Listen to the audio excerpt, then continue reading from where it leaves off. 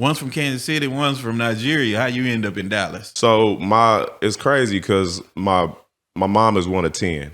So her older sister moved to the oldest of 10 moved to Dallas, and my mother followed her. She was the only one from our family that followed her to, Dallas. And my mother went to college, and my dad ended up being at the same college. And I came along shortly after that. Shot. Yeah, Pops got up there and shot it. Yeah, I'm glad he did. Kansas City women strong. You got. Oh man. So what we saying? Shout out to Dad. Yeah, shout out. Shout out to Pops for getting me in the game. Yeah.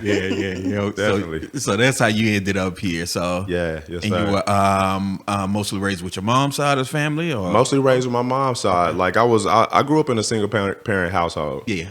So my pops is from Nigeria. Mm-hmm. So around that time, coming into America around the 70s, there's a lot. Yeah. The world is different. America is different. There's a lot of different experiences that he didn't have coming into this new society. So it was hard for him to get a job. His accent was really, really thick. Mm-hmm. It wasn't a liking towards that culture around that time. So he was vulnerable to certain circumstances, and he ended up getting into selling narcotics and getting into activities that he shouldn't have been in, and he ended up getting deported.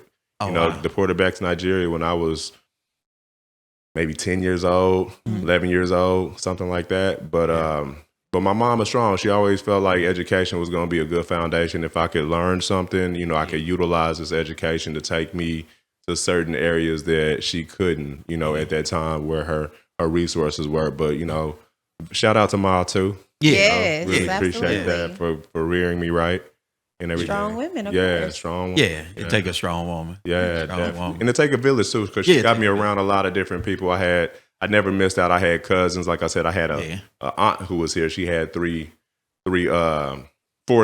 sons, and they were kind of like my brothers growing up and everything like that. So I was around sports. I just really didn't miss. Yeah. Did you continue to be in contact with your dad even though he had gotten deported? You still had a good relationship? Great relationship with him. He did what he could. As you get older, you realize that your parents are people too. Yeah. Right. So, that's important. Yeah. It's real important. Real important. Because you don't realize until you got your own little people running around here and you messing them up. Exactly. Yeah. So that's important. I definitely been out there to visit. And I'm sure he had his own struggles as well too. Yeah. 100%. Yeah. It's all like. But sometimes as a kid, you don't see that. Yes. Yeah. It's kind of like, man, he ain't here. What's going on? You don't Questioning get things. the particulars of adult life and relationships. So, right. You just dealing with it as a kid. And kids deal with stuff the same as adults. Absolutely. They try to figure it out on their own. They cope in their own way. And, that can affect you. Yeah. That's where you get adults from. Right.